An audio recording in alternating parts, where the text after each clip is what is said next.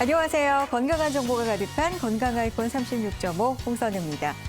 구정 연휴 잘 보내셨나요? 구정이 지나고 나니까 이제 정말로 본격적으로 2017년 새해를 시작하는 기분인데요. 올 한 해도 건강한 정보 저희 건강 아이콘 36.5 많이 전해드릴 테니까요. 많은 관심 가져주시기를 부탁드립니다. 눈이 온 후에 계속해서 영하권의 날씨가 이어지면서 곳곳이 빙판입니다. 이럴 때 넘어지시고 다치시는 분들 굉장히 많다고 하는데요. 조심하셔야 되겠습니다. 또 겨울철에 재미라고 할 수 있죠. 레포츠, 스키나 스케이트 즐기시는 분들 많은데요. 재미있어서 굉장히 좋은 운동이고 레포츠이지만 그때 다치기 쉬운 곳이 또 발목입니다. 자, 그래서 오늘 건강 아이콘 36.5에서는요. 만성으로 발목에 이상이 생기게 된 만성 발목 불안정증에 대해서 자세하게 알아보도록 하겠습니다. 한번 다친 발목을 계속해서 다친다. 오늘 이 시간 꼭 주목해 주셔야 되겠죠. 자, 저희는 자세한 이야기 헬스파파님의 건강 이야기 보고 와서 이야기 나누겠습니다. 나와주세요. 이곳은 최초의 산재병원이자 태백 지역 최초의 보건복지부 의료기관 인증을 받은 근로복지공단 태백병원입니다.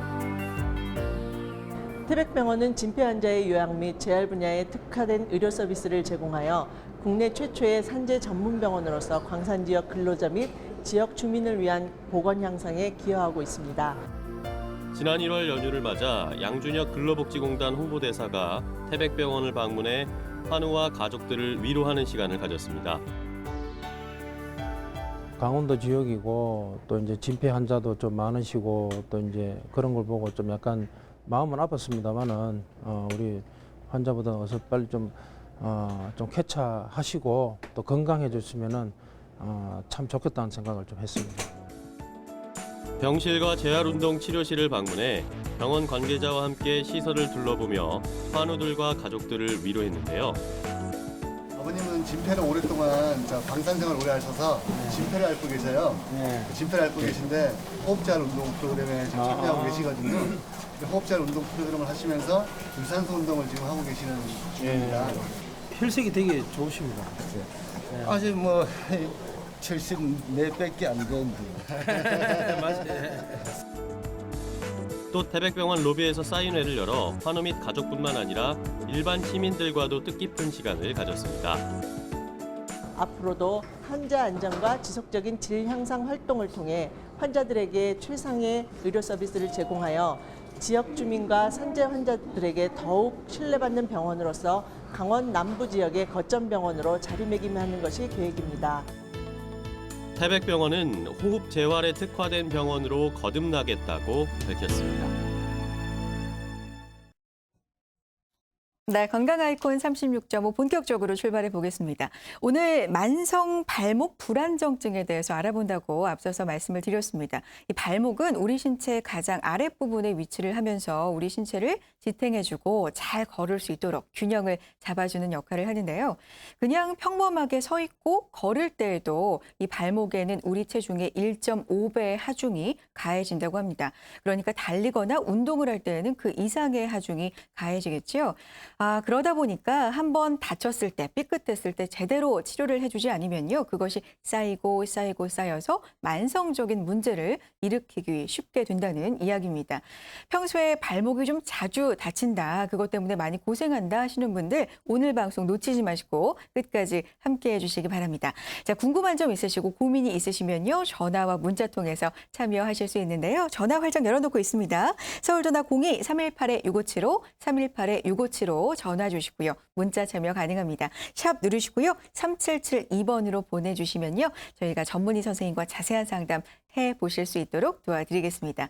자, 오늘 상담과 자세한 이야기 도와주실 분 소개해드리죠. 정형외과 전문의 조준 소장님과 함께하겠습니다. 안녕하세요. 안녕하세요. 반갑습니다. 네, 반갑습니다. 자, 오늘 이야기 나눌 내용이요. 만성 발목 불안정증입니다, 소장님. 이 안에 사실 이야기 안에 다 무슨 뜻인지 들어있는 거는 같아요. 만성이고 발목이 불안정하다. 그래서 정확하게 좀 짚어볼 필요가 있을 것 같습니다. 어떤 건가요? 만성 발목 불안정증은요.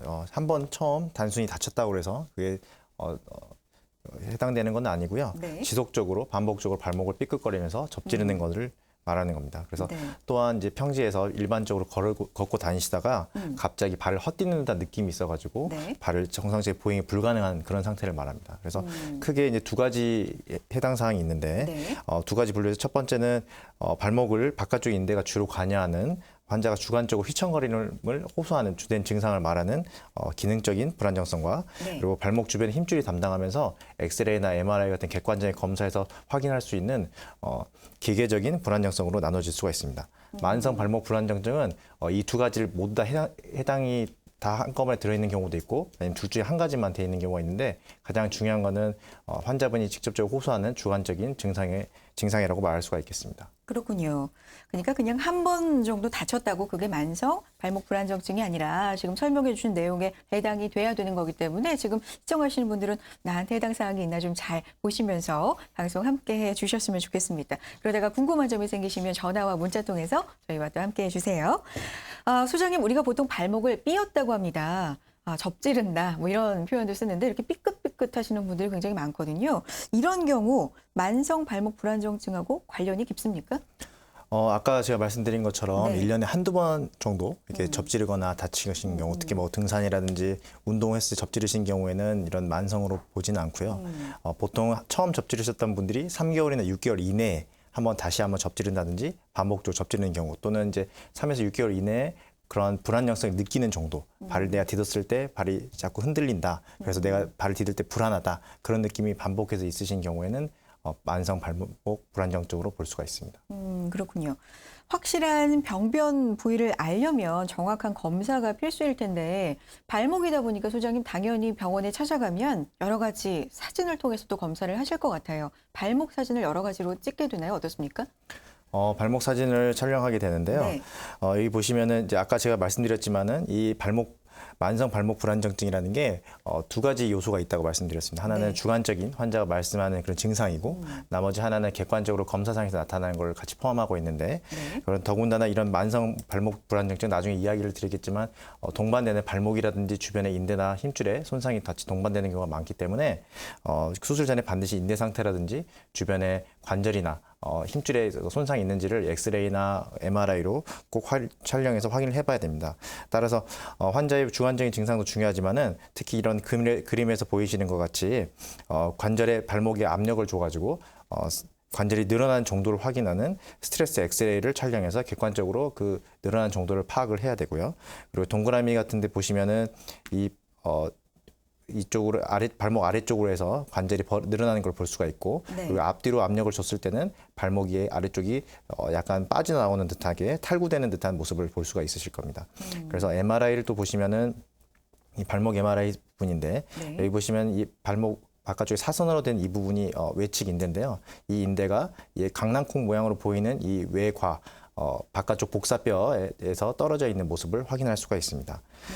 그러나 이제 이런 증상이 있으신데도 불구하고 실제적인 검사를 했을 때 객관적인 검사에서 또 안 나타나는 경우가 있습니다. 그런 네. 경우에는 보통 환자분들이 대부분 이게 만성적으로 자꾸 접질렀고 통증이 있었기 때문에 환자분이 검사했을 때 굉장히 통증에 대해 두려움이 있어가지고 발목에 힘을 많이 준다든가 그러면 그런 근육에 의해서 일시적으로 이렇게 정상적으로 보일 수가 있습니다. 그럴 경우에는 환자 객관적인 검사도 물론 중요하지만은 주관적인 환자분의 말씀하신 증상이 훨씬 더 중요하다고 할 수가 있겠습니다.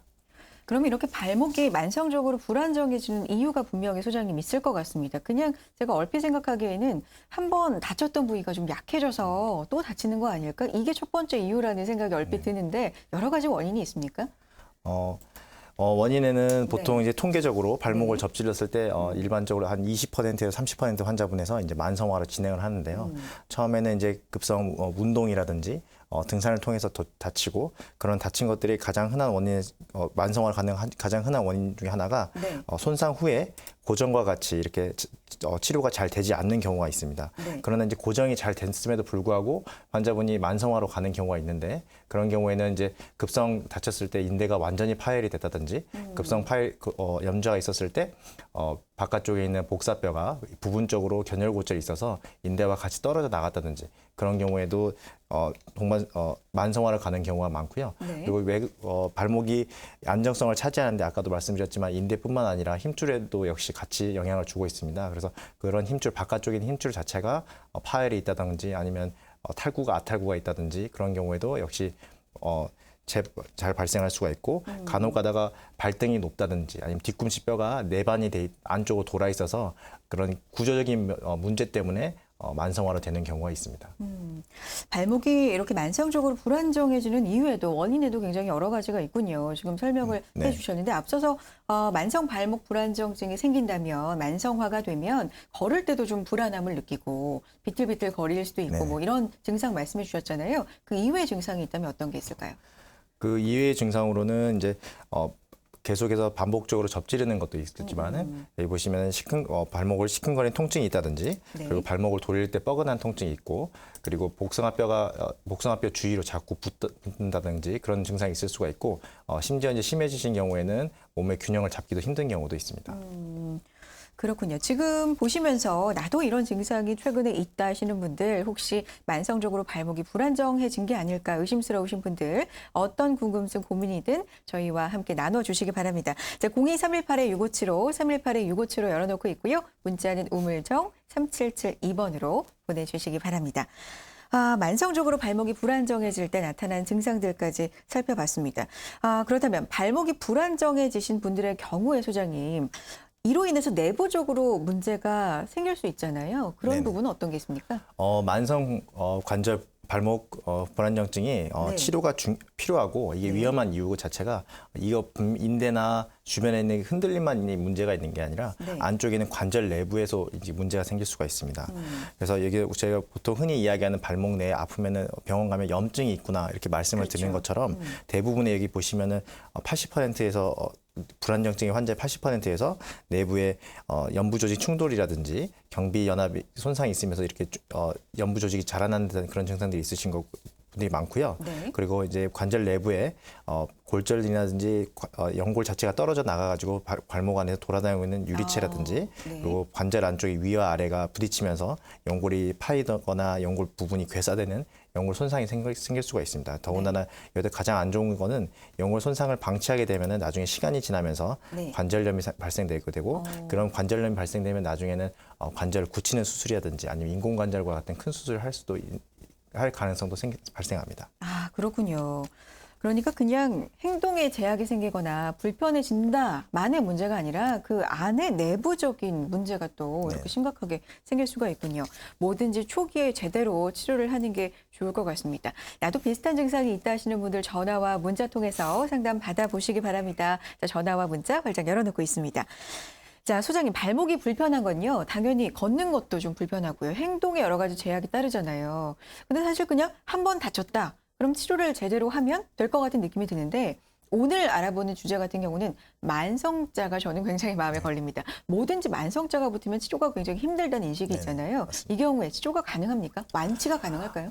보통 일반적으로 치료를 했을 때 급성이었을 경우에는 우리가 한번 처음에 운동화 다쳤을 경우에는 보존적인 치료, 보통 일반적으로 우리가 병원에 가서 할 수 있는 깁스를 한다든지 고정을 해주고 냉찜질을 해주고 압박이라든지 진통제를 먹거나 그러면 대부분 환자에서 70에서 80% 환자에서 대부분 좋아집니다. 하지만 네. 이게 치료가 잘 안 된다든지 아까 말씀드린 것처럼 그런 다양한 원인에 의해서 만성화로 가게 되면은 이제 치료가 크게 두 가지 방법을 할 수가 있는데 네. 하나는 주사라든지 운동 치료라든지 근력 강화 운동을 통해서 할 수 있는 비수술적인 요법이 있고 그런 비수술적 요법에 의해서 호전이 없고 계속해서 반복적으로 손상이 있는 경우에는 수술적인 치료가 있을 수가 있습니다. 근데 이런 비수술적인 방법에 의해서는 보통은 급성기라든지 어느 정도 아급성기에 있는 그런 환자분에서는 효과가 있지만 만성화로 되었을 때는 효과가 수술적인 치료에 비해서 좀 떨어진다고 되어 있습니다. 네.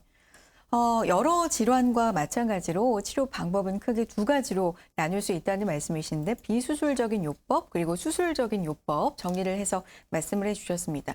비수술적인 요법은 아무래도 수술이 아니다 보니까 부담을 좀 덜 할 수 있지만 시간이 왠지 오래 걸릴 것 같은 느낌도 들고요. 꾸준히 치료를 받는 게 좀 중요할 것 같고요. 수술적인 요법 같은 경우는 글쎄요, 뭐 효과가 크게 한 번에 나타날 수 있다라는 장점이 있을 수 있겠지만 굉장히 환자분들이 또 부담을 느낄 수 있잖아요. 그럴 수 있습니다. 수술이 꼭 필요한 경우 이런 경우다. 혹시 정리해 주실 수 있을까요? 저희가 보통 이제 허리나 다른 질환에 의해서도 약물이라든지 주사 치료를 계속 3개월이나 6개월 이상 했는데도 효과가 없는 경우에 이제 수술하는 경우가 많은데요. 이 발목 역시도 처음에 다쳤을 때는 바로 수술하거나 그런 경우는 좀 드물고요. 보통은 지속적으로 염좌가 있다든지 그런데 초반에 손상이 있었을 때 검사상에서 관절 내부의 손상이나 다른 부위, 힘줄이 찢어졌다든지 그런 경우가 있을 경우에는 수술이 꼭 필요합니다. 그리고 간혹 가다가 이제 급성 손상일 때 인대가 완전히 파열됐다든지 그리고 그 견열골절이 있어서 그 인대 부분이 떨어져 나와 있는 경우에는 대부분 만성화를 가는 경우가 많기 때문에 수술을 고려해 볼 수도 있겠습니다. 알겠습니다. 자, 오늘 만성 발목 불안정증에 대해서 자세하게 알아보고 있습니다. 지금 치료법으로 넘어와서 이제 더 자세한 내용 함께 할 텐데요. 자, 궁금하신 점 있으시면요. 전화와 문자로 함께 해 주시기 바랍니다. 02-318-6575 서울 전화 02-318-6575 전화 주시고요. 문자는 우물정 3772번으로 보내주시면요. 자세한 내용 함께 하도록 하겠습니다. 자, 지금 수술이 필요한 환자의 경우 정리해서 말씀을 해 주셨습니다. 이제 수술 치료에 대해서도 자세하게 알아볼 텐데 많은 분들이 소장님 수술을 좀 부담스러워하시는 네. 이유, 가장 큰 이유 중에 하나가 마취예요. 그렇죠. 네. 국소 마취로 됩니까? 전신 마취를 해야 됩니까? 환자분들이 이제 국소 마취를 해서 낫고 싶은 그런 마음이 가장 있으실 텐데 이 발목의 인대가 불안정해가지고 생길 수 있는 만성 발목 불안정증 같은 경우는 수술하는 방법 자체가 발목, 무릎 위쪽에 있는 허벅지 쪽에 지혈대를 차게 되고 관절 안쪽 내부를 확인해야 되기 때문에 그 발목 관절을 당기는 그런 시술이 필요합니다. 그렇기 때문에 국소 마취는 불가능하고요. 전신 마취나 아니면 척추 마취를 하고 있는데 보통 이제 저희 병원 같은 경우에서는 이게 전신 마취 자체가 전신적으로 이게 영향을 많이 주고 그렇기 때문에 전신적 영향도 적고 그리고 수술 이후에 통증 조절이 용이한 척추 마취로 실시하고 있습니다. 네. 자, 만성 발목 불안정증 오늘 알아보고 있습니다. 자, 수술적인 치료가 있고 비수술적인 치료 방법이 있는데요. 자세하게 치료 방법도 함께 해드리겠습니다. 개인적으로 상황에 따라서 또 어떤 치료 방법이 있는지 달라질 수 있으니까요. 1대1로 상담해 드리겠습니다. 전화와 문자 참여 가능한데요. 전화 연결 먼저 해보도록 할게요. 여보세요? 여보세요? 네, 안녕하세요. 시청자님 반갑습니다. 네, 안녕하세요. 네, 반갑습니다. 자, 오늘 발목 불안정증에 대해서 만성으로 이루어진 경우에 어떻게 치료할 수 있는지 알아보고 있거든요. 어떤 점이 궁금하셔서 전화 주셨나요? 예. 전 이 발목이 자꾸 아파서 병원에 갔더니요. 네, 뭐 양쪽 인대가 여기 다 끊어졌다 그러더라고요. 양쪽 인대가요? 양쪽 팔 다요. 아, 네. 외부 쪽으로. 네, 그런데 거기서 엑스레이를 찍어보니까요. 이렇게 네. 휘어서. 네. 그 원래가 한 10도나 15도 정도에 되는데 구부러지는 게 20도 가까이 구부러지더라고요. 정상보다요. 예. 네. 그래서 이게 다 나갔다고 그래서 이걸 수술을 해야 된다는 것 같은데 그래서 그러시군요. 어떻게 수술을 해야 되는 건지, 방법이 어떤 게 예. 있는 건지 궁금하셔서 전화 주셨군요. 알겠습니다. 예, 저희가 예. 상담해 드리죠. 소장님 받아주시죠, 전화. 그 연세가 어떻게 되시죠? 예, 60하나입니다. 그 엑스레이 상에서 혹시 관절염이 있다든지 다른 동반 손상이 있다고는 들으셨나요? 예, 관절도 관절염이 좀 있다던데요. 좀 많이 망가졌다고 하더라고요. 그 만일에 관절 자체가 어느 일정 부분이 연골 손상만 있으시고 방금 아까 말씀하신 것처럼 이렇게 스트레스를 부과한 엑스레이 상에서 이렇게 20도 이상 이렇게 돌아가 있는 경우에는 수술이 필요하신 상태입니다. 이렇게 만일에 근데 안에 그 MRI나 혹시 검사를 해봐가지고 그 안에 있는 관절 상태가 관절염으로 완전히 넘어갔다. 그러면은 이제 이 인대에 대해서는 수술은 필요하지 않으신 거고요. 만일에 그 연골 자체의 손상이 적고 인대가 계속 불안정증이 있다 그러면은 그 인대 관절 안에 있는 연골 손상을 더 진행을 막기 위해서라도 수술이 필요하실 걸로 생각됩니다. 그렇군요. 지금 상황을 소장님이 전화상으로만 들어봐도 수술이 좀 필요하신 경우가 아닌가라는 말씀을 하시거든요. 네, 병원에서 꼭 상담을 하시고 정확한 치료를 받아보셨으면 좋겠습니다. 오늘 전화 고맙습니다, 시청자님. 네, 고맙습니다. 네, 감사합니다. 자, 저희가 최대한 전화를 통해서 상황을 들어보고 자세한 상담 함께 해드리려고 하지만 당연히 가장 정확한 진단과 치료 방법은 실제로 만나서 병원을 방문하셔서 받아보실 수가 있습니다. 저희와 상담은 병원 직접 방문하시기 전에 가이드라인 정도로 생각을 하시면 좋을 것 같습니다. 자, 전화 계속 열어놓겠습니다. 02-318-6575, 318-6575 전화 주시고요. 문자는 우물정 3772번으로 보내주시기 바랍니다. 시청자 한 번 또 이어서 만나보겠습니다. 여보세요? 여보세요? 네, 안녕하세요. 반갑습니다. 네, 안녕하세요. 네. 자, 시청자님 발목이 불편하신가요? 아니요, 좀 발목보다 네. 복숭아뼈 밑으로 해가지고 아, 밑이요. 네. 새끼발가락 2개 가지고 쿡쿡 쑤시거든요. 아, 그러세요. 혹시 발목하고 연관이 돼 있나 싶어가지고 한번 문의드렸습니다. 아, 그래서 전화 주셨군요. 알겠습니다. 소장님 어떻습니까? 지금 발목 복사뼈 아래쪽으로 해서 앞쪽으로 계속 아프신 건가요? 발가락 네, 끝까지? 이쪽 저쪽 계속 왔다 갔다 하면서 아파요. 돌아가시면서 그런데 눌렀을 때 만졌을 때 아프신 게 있으신가요? 아니요, 없어요. 없는데 쿡쿡 네. 쑤셔가지고 주물르면 또 좀 괜찮아요. 눌렀을 때 압통이나 그런 건 따로 없으시다는 거죠? 예, 그냥 혹시 이렇게 빨갛게 붓는다든지 뭐 열감이 있다든가 그런 거 전혀 없으시고? 없어요. 그런 건 전혀 없고 이쪽에 쿡 한번 쑤시고 저쪽에 한번 쑤시고 이런 식으로 어쩔 때는 밤에 막 심오면 잠을 못 자요. 발목 관계가 없는 거예요, 그거. 혹시 당뇨 있거나 그러진 않으세요? 당이 좀 높긴 한데 약 먹을 정도는 아니에요, 아직. 그 발목하고는 크게 상관은 없으실 것 같고요. 근데 예. 만일에 발목 아래쪽으로 해서 뒤쪽에 있는 힘줄이 같은 게 있는데 그게 손상이 있는 경우에는 발 앞쪽으로 해서 발 등뼈 있는까지 진행을 하기 때문에 만일에 그쪽이 계속 아프시다 그러면은 한번 병원에 가서 진료를 한번 보시는 게 좀 좋을 것 같고요. 발목 자체의 문제는 아닌 것 같습니다. 아, 예, 그래요? 네네. 네. 예. 자, 일단 감사합니다. 네, 네. 고맙습니다. 전화 오늘 고맙습니다. 일단 지금 증상만으로 들어서는 발목에 어떤 구조적인 기능적인 문제가 생긴 건 아닌 것 같다 말씀을 하시지만 그래도 정확한 건 사진을 찍어 보셔야 된다는 점 저희가 다시 한번 알려드립니다. 병원에 가서 정확한 진단을 받으시기 전에 가이드라인 정도의 상담으로 생각하시면 좋을 것 같고요. 최대한 자세한 상담 도와드리겠습니다. 자, 02-318-6575, 318-6575 열어놓고 있고요. 문자는 샵 3772번으로 함께해 주시기 바랍니다. 자, 계속해서 치료 방법 이야기 이어가 보도록 하죠. 수술적인 방법에 대해서 소장님 이야기 나누고 있었잖아요. 네. 그래요. 근데 수술 일단 단어 자체가 너무 무섭습니다. 그렇죠. 많은 환자분들이 좀 부담을 느끼시는 단어인데 그러다 보니까 의학도 굉장히 해가 갈수록 많이 발달을 하잖아요. 수술 방법도 좀 달라지지 않았을까 예전에 비해서 생각이 드는데 어떻습니까? 수술 방법이 현재 지금은 많이 바뀐 상태입니다. 물론 지금 일반적으로 하는 방법도 굉장히 많이 하고 있으신데요. 네. 사진에서 보신 것처럼 이제 일반적으로는 발목 외측으로 해서 절개를 5cm에서 한 6cm 정도 절개를 하고 손상된 인대를 이제 노출시킨 다음에 그 다음에 인대를 다시 봉합해주는 그런 것들이 일반적인 현재까지 하고 있는 수술적인 방법이고 결과 역시도 좋습니다. 그러나 이제 최근에는 이 발목의 관절 내시경의 테크닉이라든지 그런 것들이 발달되고 기구 자체가 좋아지면서 사진에서 보시는 것처럼 관절 내시경으로 상처만 낸 상태에서 인대 주변을 절개하지 않고 관절 내시경만으로 손상된 인대를 봉합해서 상처를 최소화하는 수술 방법이 각광받고 있습니다. 이런 방법을 이제 무절개 인대 봉합술이라고 하는데 이런 경우에는 자료화면에서 보시는 것처럼 우측 발목처럼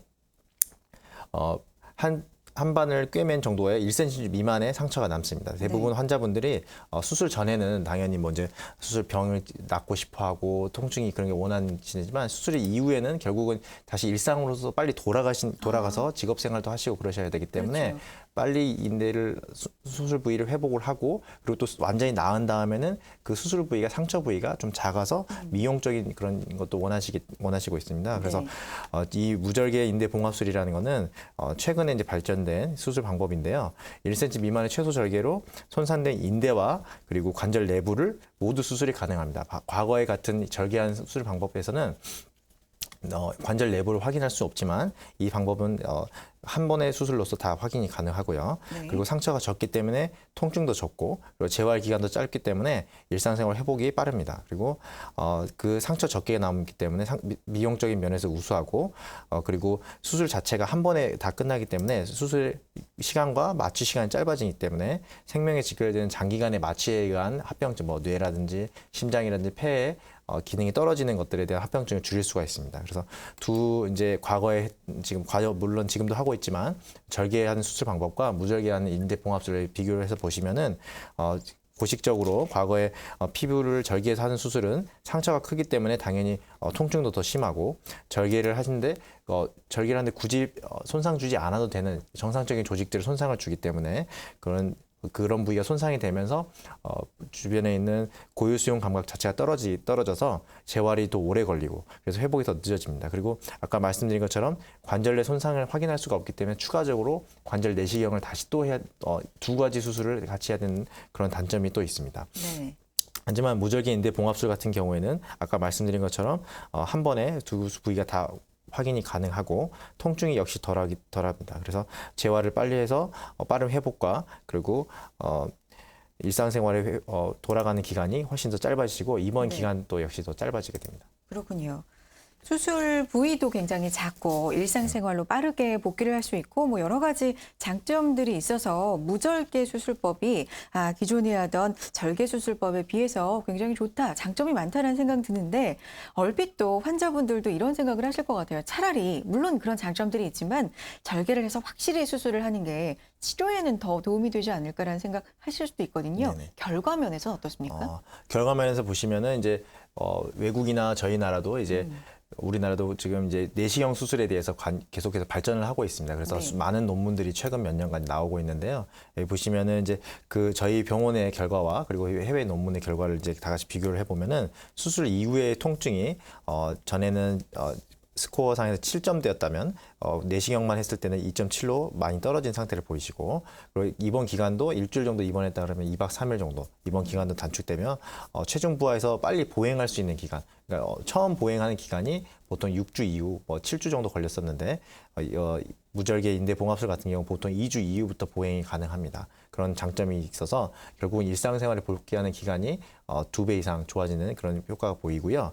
그리고 이제 이 방법 말고도 이 환자분들 우리가 가장 궁금한 건 도대체 수술했을 때 이 결과가 과연 좋으냐, 이게 가장 중요한 건데 이거 그렇죠. 역시 해외 논문이라든지 저희 병원 결과를 보면은 무절개 봉합술이 과거에 절개해서 수술하는 방법에 비교를 했을 때 결과 자체라든지 환자의 안정성이라든지 재발률이라든지 그런 거에 대해서 두 군에서 큰 차이가 없다. 결국은 같이 우수하게 결과가 좋다는 걸 보이고 있습니다. 그래서 일견제 생각하셨을 때 피부를 절개를 해가지고 확실히 인대를 본 상태에서 이걸 다시 봉합을 해주고 그러면 훨씬 더 안전하고 더 튼튼하지 않겠냐 이렇게 생각을 하시는데 저희도 이제 그 인대를 봉합을 할 때 절개를 하게 되면 아까도 제가 말씀드리겠지만 인대도 많이 인대 자체도 손상이 심해지고 네. 그 주변에 있는 조직들도 같이 손상이 있기 때문에 그 인대 자체가 다시 재생이 돼서 그 뼈에 생착되는 기간이 오래 걸립니다. 그렇기 때문에 오히려 더 회복도 더 늦어지고 통증도 더 남게 되고 그리고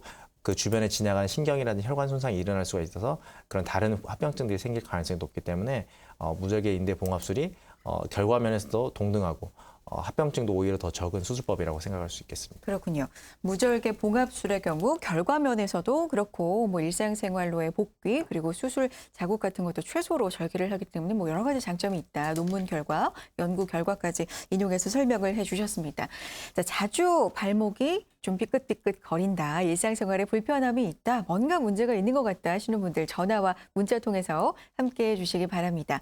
자, 02-318-6575, 318-6575 문자는 샵 3772번으로 보내주시면 자세한 상담 도와드리겠습니다. 전화 한 통 연결해 볼까요? 여보세요? 네, 네, 안녕하세요. 반갑습니다. 네, 안녕하세요. 발목이 불편하세요, 시청자님?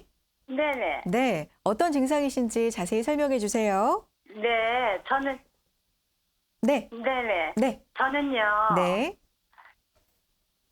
발목이 불편하세요. 네, 저는, 한 2년 전에, 1년 반 전에요. 네, 레카차. 네. 레카차에다가 제가, 발목을 끌려가가지고. 아이고, 사고가 있으셨군요. 네, 사고가 났었거든요. 네. 복숭시에요. 네네. 그런데 그거를 제가 한 3m 정도의 그 붐대에 네, 이렇게 끌려가가지고. 네. 정말 이게 뼈는 안 다치는데 지금까지 고생을 하고 있어요, 제가. 발목이요. 발목 부위 말씀하시는 발목, 거죠? 네. 복숭뼈하고 발목. 네.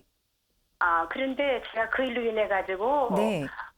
병원에 제가 28일 동안은 입원해 있었어요. 네.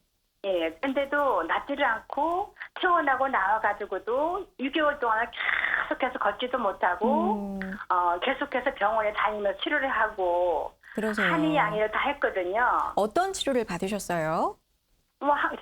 그 병원에 가서 물리치료 받고요. 네. 근데 그 병원에서 검사를 해보면은 뼈는 이상이 없는데 네. 그 인대가 많이 이렇게 손상이 돼가지고 인대 손상. 네. 네네. 그렇다고 얘기하셔서 거기에 대한 치료를 계속 했는데 네. 효과가 지금까지 불편하시군요. 네네 지금까지 네. 걸으면은 이 오른쪽 발목이 불안해가지고 꼭 넘어질 것 같아요. 아, 그래서 지금도 가끔 한의약으로 네.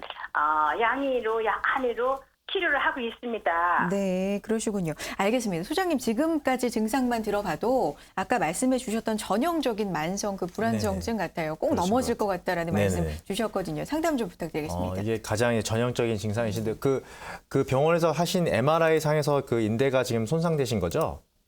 네. 거기에서 혹시 연골이라든지 뭐 다른 부위가 손상이 있다는 말씀은 들으셨나요? 아니 그렇게 뼈는 이상이 없대요, 원장님. 특별히 이상 없으시고요. 네네. 그 만일에 혹시 지금 벌써 2년 반 정도 되셨고 지금 1년 반. 보행을 하시는데 혹시 네네. 정상적으로 양쪽 발을 체중을 싣고 보행을 하시나요? 아니 이제 제가 걸으면 잘 걷고 제가 네네. 등산을 워낙 좋아해가지고 네네네. 잘 했었는데 지금 뭐 어디를 가면은요 네네. 오른발 다친 발이 불안해가지고 꼭 넘어질 것 같아요. 항상 그 기분이 있어요. 그 절거나 그러진 않으시고 그냥 불안한 느낌만 있으신 거죠? 불안하고 발목이 아프고. 관절이 완전히. 관절이 움직이거나 그런 거에는 큰 문제는 없으신가요? 발목은 잘 움직여지세요? 발목은 움직여지는데요. 네네. 원장님 발목이 옆으로만 운동을 하면은 정상적으로 이렇게 발목이 안 돌아와요. 불편해요. 불편함이 확실히 있으신 거네요. 지금 말씀하신 거 봐서는 이제 보통은 이렇게 2년 반 정도 다치시고 만일에 이게 큰 상처가 있으셔서 보행을 잘 못하신 분들이 대부분 뭐가 생기시면은 그쪽 한쪽 못 썼던 발 쪽으로 해서 골다공증이 생깁니다.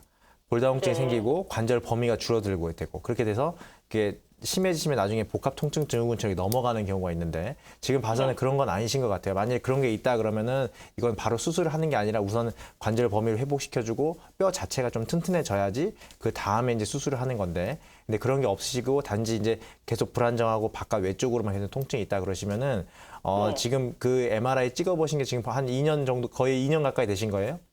1년 정확하게 1년 한 15개월, 16개월 네. 됐어요. 그러면은 다시 한번 확인을 다시 해보시고요. 지금 상태에서도 계속 안 좋다 그러면은 제 생각에는 수술을 한번 생각해 보시는 게 좀 좋을 것 같습니다. 아, 그렇죠, 네네네. 원장님? 네. 네. 원장님 여기 대구인데요. 네, 고맙습니다. 원장님 한번 찾아뵙겠습니다. 네. 고맙습니다. 자, 대구에서 전화를 주셨는데 상담 자세하게 도와드렸습니다. 자, 계속해서 전화 열어놓고 있겠습니다. 02318-6575, 서울 전화 02318-6575번이고요. 문자는 샵 3772번으로 보내주세요. 자세한 상담 도와드리겠습니다. 문자 상담도 하나 해드릴까요? 확인해 보겠습니다. 자, 2320님의 문자 보죠. 발목을 돌릴 때마다 계속 뚝 소리가 납니다. 가끔씩 발을 꺾어서 앉을 때 약간 불편한 감이 들 때도 있지만 통증은 없고요. 마지막으로 발목 다친 지 꽤 돼서 운동을 과하게 하지 않는 한 별다른 이상은 없는데 치료를 받아야 하나요? 주셨습니다.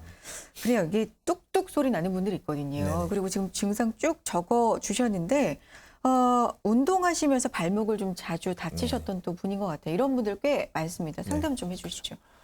보통 일반적으로 이제 발목에서 소리가 나는 경우는 대부분 흔한 원인은 발목을 접질렀을 때 주로 많이 생깁니다. 그래서 그 중에서도 이제 그 발목에서 소리 나는 가장 흔한 원인이 세 가지가 있는데 그 중에 하나가 발목에 만성적으로 불안정증이 있을 때 오는 경우가 있는데요. 그 이유는 이제 바깥쪽에 있는 인대가 찢어지면서 그게 두꺼워지거나 아니면 찢어지게 되는데 그런 것들이 주변에 있는 관절이라든지 힘줄이라든지 아니면은 뭐 뼈라든지 그런 데 부딪히면서 이제 나는 소리가 되겠고요. 네. 또 다른 경우가 있는데 발목 그 복사뼈 뒤쪽에 이제 비골관이라는 그런 힘줄이 있습니다. 그 힘줄이 있는데 그 힘줄이 자주 접지르신 분들은 그 바깥쪽에 있는 그 뼈를 타고 이 힘줄 자체가 주행을 하기 때문에 네. 그 힘줄에 이렇게 마찰같이 되면서 이게 찢어지거나 아니면 그걸 타고 넘어가면서 이제 탈구가 되는 경우가 있어요.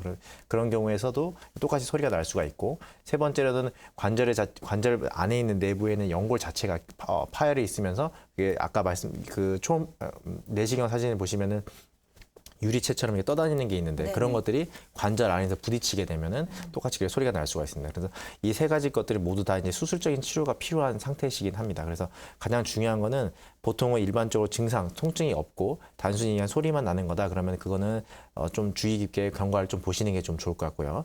하지만 이게 통증이 있다든지 불편감이 계속 있다 그러면은 좀 확인을 좀 해보시는 게 좀 좋습니다. 그렇군요. 자, 저희 전화와 문자 통해서 계속 자세한 상담 도와드리고 있습니다. 02318-6575 문자는 샵 3772번으로 보내주시면요. 자세한 상담 함께 해드리겠습니다. 자, 전화와 문자 통해서 이렇게 상담해 드리고 있는데요. 당연히 정확한 진단은요. 병원에 직접 방문을 하셔서 받아보시고요. 치료 방법까지 상담을 받아보셔야 됩니다. 저희와 나누시는 자세한 상담은 병원에 방문하시기 전에 가이드라인 정도로 생각을 해보시고요. 저희가 최대한 자세한 상담 도와드리겠습니다. 자, 샵 3772번으로 문자도 많이 보내주고 계시는데요. 하나 더 확인해 보도록 할까요? 7352님의 문자 확인해 봅니다. 작년 3월부터 왼쪽 발목 안쪽에 통증과 불편함을 겪고 있습니다. 크게 외상을 입은 건 아닌데 운동하면서 아무래도 서서히 안 좋아진 것 같아요. 전거비 인대 만성 파열 진단을 받았고요. 여러 물리치료, 약물치료, 체외 충격파 치료로도 차도가 없는데 수술을 해야 할까요? 보내주셨는데 굉장히 좀 일단 불편함이 있고 통증이 있으신 건 맞고요. 근데 어려운 말이 나왔어요. 전거비 인대 만성 파열 진단을 받으셨다고 하거든요. 수술을 해야 합니까? 이 전거비인대 만성 파열이라는 게 결국 이 만성 발목 불안정증과 그래요? 관계됐습니다. 이 네. 아까 말씀드렸던 저희가 계속 이야기하고 그 인대 중에서 가장 그 안정성에 중요한 인대가 전거비 인대라고 발목 복사뼈에서 앞쪽으로 가는 주행하는 인대인데요. 네. 그게 이제 만성적으로 찢어져 있고 회복이 안 된 상태다 그러시면은 대부분 이제 인대 손상이 처음에 있다 그러면 접지르면은 대부분 바깥쪽, 발목 바깥쪽에 통증이 있고 그리고 그쪽 부위가 계속 붓고 그런 증상들이 많으신데 지금 말씀하신 분은 지금 벌써 1년 정도 되셨고 네. 발목 내측에 지금 통증하고 불편감 호소하시고 있으세요. 그래서 그런 경우에는 발목 외측의 인대가 계속해서 불안정하면서 내측으로 그런 관절 내부의 증상이 생겼을 가능성이 좀 있습니다. 그렇기 때문에 반드시 꼭 검사를 해보시는 게 좀 좋을 것 같고요. 그래서 그 검사 결과 소견에 따라서 치료를 받으시는 게 좀 좋고 그리고 벌써 1년 정도 되셨으면 수술도 좀 생각해 보시는 게 좀 좋을 것 같습니다. 그렇군요. 작년 3월이니까 정말 1년이 거의 다 돼가시니까 수술적인 치료가 필요할 수도 있습니다. 정확한 진단 반드시 병원 방문하셔서 받아보시기 바랍니다. 백문이 불여 일견이라고 하는데 이제 사례, 케이스를 좀 보도록 하겠습니다. 앞서서 저희가 치료법 중에서 무절개 인대 봉합술에 대해서 이야기를 나누고 있었습니다. 과거에 완전한 절개 수술법보다 수술을 짠다고 하죠. 우리가 흔히 절개하는 범위도 굉장히 좁고요. 그래서 일상생활로도 빠르게 복귀를 할 수 있고 수술 결과 면에서는 비슷하거나 더 좋다라고도 볼 수 있는 연구 결과, 논문까지도 소개를 해주셨는데 무절개 인대 봉합술 그래서 회복된 케이스 한번 보여주시죠. 네, 저희 이 사진 보시면은 네. 이제 이분은 25세 여자 환자분이셨고요. 네. 발목 불안정증 때문에 일주일에 한 2회 정도 계속 발목을 접지르시고 발목 외측에 통증이 있어서 내원하셨습니다. 그래서 실시한 엑스레이 검사상에서는 뭐 큰 이상한 소견은 없으셨는데 MRI를 보시면은 이쪽 바깥쪽에 있는 이 라인이 전거비 인대 앞쪽으로 가는 인대입니다. 근데 그 인대 자체가 거의 희미할 정도로 많이 줄어 있고 인대 자체도 파열된 소견이 있습니다. 그래서 이분은 이제 무절개 인대 봉합술을 실시하였는데요. 수술 중에 관절 내시경상에서 한 소견을 보시면은 여기가 하면서 이제 수술 인대 봉합의 전 사진인데요. 네. 인대 자체가 스틱으로 이제 당기거나 이렇게 압력을 줬을 때 바깥쪽으로 많이 늘어난 소견이 보입니다. 많이 바깥쪽으로 늘어나고 탄력성이 없으면서 발목을 전혀 잡아주지 못하기 때문에 이걸 이제 수술한 사진을 보시면은 이걸 제 위치에도 다시 올려주고 다시 고정을 한 상태에서 압력을 가했을 때는 전혀 흔들림 없는 걸 이제 보실 수가 있고요. 그래서 수술 이후에 검사 사진을 보시면은 MRI 상에서 과거하고 다르게 이 인대 자체가 이제 두께가 두꺼워지면서 이게 정상적으로 회복된 것을 볼 수가 있습니다. 그래서 이분은 지금 수술하신 지는 1년이 좀 넘으셨고 현재는 그 이후로는 크게 접지르신 거 없이 운동도 잘 하시고 정상적인 생활을 하고 있으십니다. 그렇군요. 25세 여성분의 사례를 지금 보여주셨는데 굉장히 젊은 사례입니다. 네. 전화를 오늘 상담을 받아보셨던 우리 시청자님 가운데는 연세가 좀 있으신 분들도 네네. 있었지만 사실 불안정한 발목의 경우에는 남녀노소가 따로 없는 그렇죠. 것 같아요. 굉장히 많은 분들이 오히려 젊고 운동을 활동성이 하시니까. 좋으신 분들이 더 많습니다. 그러니까요. 나이 드신 다음 분들. 사례도 한번 보여주실까요? 다음 사례 보시면은 이분은 21세 여자 환자분이셨어요. 이분은 아까 그분보다 더 심하신 그래요. 분인데 더 젊기도 하시고요. 네네. 네. 하루에도 몇 번씩 이제 접지르고 발이 삐끗삐끗해가지고 좀 불안정한 느낌이 계속 있으셔가지고 내원하신 분입니다. 이분은 앞에 분하고 좀 다른 점은 보시면 엑스레이상에서 이 복사뼈 아래쪽으로 뼈 조각도 이렇게 보이고 MRI도 보면은 이 아래쪽으로 뼈 조각이 이렇게 보입니다. 이렇게 뼈 조각이 과거에 이제 본인도 모르는 골절이 아마 있으셨을 거예요. 접지르셨는데 그냥 접지르으니까 넘어갔었던 경우인데 그런 경우에는 이렇게 골절이 있어도 그냥 모르고 이제 골절이 크지 않기 때문에 증상이 그렇게 심하지 않아서 그냥 모르고 넘어가셨을 겁니다. 그렇게 되면은 인대 자체가 시간이 지나면은 어느 정도 회복이 됩니다. 인대는 회복이 되는데 이 인대 회복된 인대가 큰 뼈에 가서 이제 붙어 있어야 발목이 돌아갔을 때 뼈를 잡아주고 있으니까 이게 안 넘어가는데 이 뼈가 작은 뼈에 인대가 작은 뼈에 붙어 있으니까 움직였을 때 이 뼈와 작은 뼈는 나중에 시간이 지나도 붙지는 않거든요. 그렇게 되면은 이 작은 뼈만 이렇게 움직이게 되니까 발목을 자꾸 이제 접지르게 됩니다. 그래서 이분도 이제 수술적인 치료를 실시해야 되는데 보시면은 수술 전에 사진 보시면 이 화살표로 보이시는 부분들이 이런 뼈 조각들입니다. 뼈 조각이 크게 세 가지가 있었고 이 빨간색 라인이 복사뼈인데 이 복사뼈와 여기 이쪽 부위가 인대입니다. 그래서 이 공간이 까만색으로 보이는 이 공간이 그 인대와 뼈가 아예 분리가 돼가지고 돼 있는 상태입니다. 그래서 이걸 다 제거를 하고 난 사진이 이겁니다. 그래서 아예 인대로 차 있어야 될 공간이 이렇게 뻥 뚫려 있는 상태고요. 그래서 인대 봉합술을 실시해서 인대 자체를 다시 정상적인 위치에 붙여주고 다시 압력을 줬을 때 정상적으로 잘 흔들리지 않는 걸 좀 확인할 수가 있습니다. 그래서 수술 이후에 엑스레이 보시면 역시 이제 뼈 조각은 제거가 잘 되었고 인대 자체는 아까와 같이 뼈에 붙어 있는 게 아니라 작은 뼈에 붙어 있는 게 아니라 큰 뼈에 붙어 있게 됐습니다. 그래서 이분도 지금 한 10개월 정도 지나셨는데 큰 문제 없이 잘 다니고 있으시고 일상생활을 정상적으로 하고 계십니다. 그렇군요. 사진으로 인대가 차 있어야 될 부위가 이렇게 뻥 뚫려 있는 모습 보니까 얼마나 일상생활이 불편하셨을까 뭐 그런 생각도 해보게 됩니다. 사진 보니까 남들 같지 않다. 나도 발목이 자주 삐끗삐끗거리고 일상생활이 불편하다 하시는 분들 전화와 문자 통해서 상담 받아보시기 바랍니다. 자, 02318-6575, 318-6575 열어놓고 있고요. 문자는 우물정 3772번으로 보내주시기 바랍니다. 자세한 내용 함께 해드릴게요. 보통 정형외과 치료는 소장님 뭐 수술 받고 아니면 비수술적인 치료라도 어쨌든 받고 재활이 더 중요하다라고 네네. 말을 하는데 이 방법의 경우에는 자연스러운 보행이 일단 중요한 거잖아요. 네네. 일상생활이 중요하고요. 얼마나 걸릴까요? 재활까지?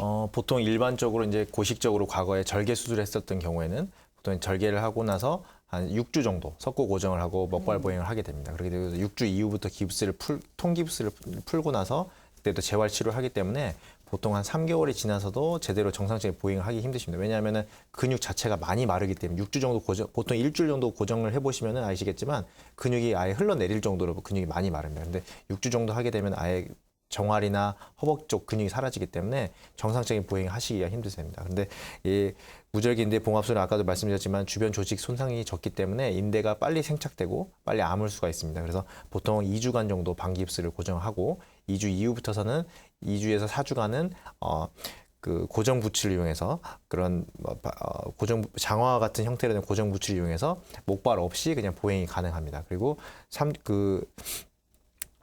가능합니다. 그리고 보통 가벼운 재활 치료 같은 경우는 수술 이후 2주부터서 가벼운 관절 운동이라든지 스트레칭 정도 가능하시고요. 그래서 4주째부터 본격적인 재활 치료하는데 재활 치료는 여기 사진에서 보시는 것처럼 네. 발목 안쪽이나 바깥쪽에 있는 근육이라든지 발목 앞쪽에 있는 근육들을 강화하는 운동이라든지 그리고 스트레칭을 하고 6주 이후부터서는 이런 뒤꿈치를 드는 연습. 뒤꿈치에 있는 장단지라든지 햄스트링 근육이 아주 중요하기 때문에 거기를 강화하는 운동을 해주고 그리고 8주에서부터는 외발로 서는 연습 그리고 10주 이후부터는 균형 감각을 좀 더 회복하는 데 도움되기 위해서 이게 보시면 비행 접시처럼 생긴 게 있는데 이걸 타가지고 우드 플레이트라고 하는데 그걸 타면서 균형 감각하는 운동을 재활 치료를 하게 됩니다. 그래서 보통 수술 이후에 8주부터서는 가벼운 조경이라든지 자전거 정도는 타실 수 있고요. 한 3개월 정도면 달리기 정도는 가능합니다. 그렇군요. 그 재활 치료를 받는 동안에 네. 뭔가 일상생활 그러니까 뭐 밖에 나갈 수도 있고 직장을 갈 수도 있고 다 가능한 겁니까? 그렇죠. 어. 4주 이후부터서는 고정을 하지 않고 네. 그냥 운동화 신고 발목만 잡아주는 아대 비슷한 것만 하고 다니기 때문에 보통 한 4주 이후부터서는 일상생활은 가능하시고 보통 2주 이후부터 많이 하시는 편입니다. 그렇군요. 네. 그 뭔가에 올라가서 균형을 잡는 재활이 굉장히 인상적이었는데 혹시 준비된 게 하나 더 있으면 좀 보여주실까요? 네. 이렇게 외발로 서가지고 한쪽 발로 계단 같이 해서 올라갔다가 내려갔다 이렇게 하는 네. 연습을 좀 아, 많이 저게 합니다. 뭐예요? 이거는 이제 그 헬스클럽 같은 데 가보시면 네네. 이렇게 테이블도 돼 있건데요. 그래서 위에 올라갔다 내려갔다 하면서 계단 오르내리는 연습을 좀 많이 하시는 게 좀 좋습니다. 그렇군요. 계단을 오르내리는 연습까지도 재활에 네네. 포함이 되어 그래서 있군요. 외발로 까치발 해가지고 한 10초에서 20초 정도 흔들림 없이 버티실 수 있으시면 그때부터는 뛰셔도 괜찮습니다. 아, 그렇군요. 네. 또 기준이 있군요. 네네. 네. 자, 전화와 문자 참여 가능합니다. 02318-6575, 02318-6575번이고요. 문자는 샵 3772번으로 보내주시기 바랍니다. 자, 문자 상담 하나 더 확인해 보고요. 상담해 드리겠습니다. 8224님의 문자 보죠. 작년 9월 말 축구하다가 발목을 접질렀는데요. 발목 인대가 늘어난 건데 굳이 깁스를 하지 않아도 된다고 해서 물리치료만 8번 정도 받았거든요. 걷는 데는 문제가 없는데 발목을 돌리거나 안쪽으로 꺾었을 때 통증이 있습니다. 어떤 치료를 받아야 할까요? 아, 축구하다가 다치시는 분들 진짜 많죠. 네네네. 그렇죠. 병원에서 많이 보시죠? 네, 축구 덕분에 제가 병원에서 축구 인정받습니다. 덕분에. 네. 그렇군요. 이분의 경우 어떻게 해야 됩니까? 보통 이제 발목 인대가 급성으로 손상이 있게 되면은 한 1주에서 2주 정도 지나면 어느 정도 통증이 많이 좋아지고 특별한 이상 없으시면 대부분 정상이 좋아집니다. 근데 이 환자분 같은 경우 벌써 이제 4개월이 지났는데 통증이 좀 심하시고 그렇기 때문에 혹시나 다른 부위, 동반된 다른 손상이 있는지 확인을 해보시는 게 좀 좋습니다. 그래서 대부분 그래서 검사상에서 특별한 이상이 없다. 그러면은 그때부터 재활치료나 운동치료 같은 거 하는 건데 대부분 인대가 다치면서 회복되면서 인대나 관절 막 같은 것들이 경직이 일어납니다. 그래서 굳어지면서 관절 범위가 줄어들고 늘렸을 때 통증이 생길 수가 있습니다. 그래서 발목을 내외측으로 꺾을 때 통증이 생기는데 따라서 근력 강화 운동을 좀 많이 하시고 좌우측에 있는 근력 강화 많이 운동하시고 균형 감각 운동이라든지 내외반 스트레칭을 해서 인대를 좀 늘려주시는 게 좀 좋습니다. 근데 꼭 중요한 거는 아무튼 다른 손상이 있는지 없는지는 좀 확인을 해보시는 게 좀 좋습니다. 그렇군요. 알겠습니다. 궁금해지는 게 병원에 계시면 뭔가 계절적으로 좀 차이가 있을 것 같다는 생각이 네. 들거든요. 뭐 날씨가 좀 좋은 야외 활동이 많은 봄이나 여름, 가을의 경우에는 야외 활동이 또 많다 보니까 다치시는 분들이 많지 않을까라는 생각이 들고요. 또 요즘 같은 추운 계절에도 뭐 아까 빙판도 말씀드렸지만 넘어지는 분들도 꽤 네네. 있잖아요. 그리고 몸이 일단 굳어 있고 얼어 있다 보니까 또 많이 다치시는 분들도 있을 거거든요. 네네. 어느 경우가 더 환자가 많습니까? 보통은 이제 약간 환자군들이 조금 다르신데요. 이제 여름이나 이제 봄, 이제 겨울이 지나서 여름이 왔을 때는 대부분 이제 접지르신 분들이 좀 많습니다. 인대가 좀 다치신 분들이 좀 많고, 근데 이제 겨울 같은 경우에는 오히려 그것보다 더 심해지셔가지고 골절되신 분들이 좀 있습니다. 왜냐하면 그래요. 대부분 괜찮아요. 그런 분들이 좀 연세가 좀 있으시고 골다공증도 좀 있고 그리고 빙판길에서 넘어지시기 때문에 그런 분들은 골절이 되신 분들이 좀 많고, 봄이나 여름에 갔을 때는 인대 손상이라든지 아니면 아킬레스건이 끊어지신다든지 이렇게 갑자기 운동하면서 오는 그런 손상 때문에 오신 분들이 많습니다. 그렇군요. 그렇게 계절마다 또 차이가 있는데 분명한 건 발목 손상만큼은 뭐 남녀노소가 없는 것 같습니다. 정말 다양한 연령대에서 남녀 모두 손상을 받고 일상생활에 불편을 느낄 수 있는 부위니까 뭔가 이상이 있다 싶으신 분들은 바로 병원에 가셔서 진단 받아보시고요. 적절한 치료를 선택하시는 게 좋을 것 같다는 생각이 듭니다. 자, 02318-6575 열려 있고요. 문자는 샵 3772번으로 보내주시기 바랍니다. 저희가 오늘도 다양한 상담을 해드렸는데 아무래도 직접 보고 해드린 상담이 아니기 때문에 한계가 있습니다. 꼭 병원에 방문하셔서 정확한 진단 받아보시기 바랍니다. 자, 부상 말씀드렸지만 반드시 나이와 상관이 있는 것도 아니기 때문에 모든 분들이 예방이 굉장히 중요할 것 같습니다. 예방할 수 있는 방법 좀 알려주세요. 부상을 막기 위해서는 가장 중요한 거는 편한 신발을 신으시는 게 좀 좋습니다. 그래서 우리 많은 여성분들이 신으시지만 좋아하시는 그 굽 높은 구두 같은 것들은 좀 삼가하시는 게 좀 좋고요. 왜냐하면 그거는 발목 자체도 문제가 있지만 굽이 높기 때문에 뒤꿈치보다는 앞꿈치로 이렇게 체중이 실리면서 그 앞쪽을 지간신경종이라든지 아니면 뼈에 있는 관절염이라든지 그런 것들이 생길 수가 있기 때문에 뒷굽이 높은 신발은 삼가하시는 게 좀 좋고, 따라서 신발은 보통 한 3에서 한 4cm 정도 밑창이 그 정도 두께 되는 운동화 같은 그런 신발이 제일 좋습니다. 그리고 평소에 발목에 불안정성이 좀 있는 느낌이 있다든지 아니면 몸이 약간 유연하셔가지고 근육 자체가 이제 잘 늘어난다든지 그런 분들은 발목의 외측의 힘을 강화시켜주는 운동을 하시는 게 좋습니다. 그래서 아까 보셨던 그림처럼 바깥쪽을 미는 밴드 같은 걸로 미는 운동이라든지 그런 걸 좀 하시는 게 좀 좋고요. 평상시에는 뒤꿈치를 들어서 뒤 햄스트링이나 뒤쪽 장단지 근육을 강화시켜주는 까치발하는 운동이라든지 그리고 발목 유연성을 늘려주는 아킬레스건 스트레칭이라든지 그런 걸 해주시고 발목으로 이름 쓰는 운동을 좀 하시는 게 좋습니다. 그래서 운동 전에는 꼭 스트레칭과 발목 이름 쓰기를 해서 좀 풀어주시는 게 좀 좋고요. 꼭 아침 저녁으로는 족욕같이 좀 따뜻하게 해줘서 관절을 좀 그런 유연성을 좀 확보해 네. 주시는 게 좀 좋습니다. 알겠습니다. 자, 발목 삔 거 정도야 뭐 이러면서 대수롭지 않게 넘기시면 안 될 것 같습니다. 쌓이다 보면 만성이 돼서 치료도 나중에 더 복잡해지고 어려울 수 있으니까요. 불편하다 생각하실 때 적절한 치료 받아보셨으면 좋겠습니다. 자, 지금까지 정형외과 전문의 조준 소장님과 함께했습니다. 고맙습니다. 네, 감사합니다. 네, 새해 이맘때가 되면 가장 많이 하는 새해 결심 중에 하나가 운동이라고 합니다. 운동 물론 건강을 위해서 반드시 하셔야 되겠지만 갑작스럽게 하시다 보면 이런 겨울철에 부상을 입으실 수 있습니다. 조심조심히 하시면서 건강 지키시길 바라겠고요. 저희는 다음 이 시간 건강한 정보 가지고 찾아뵙겠습니다. 함께해 주신 여러분 고맙습니다.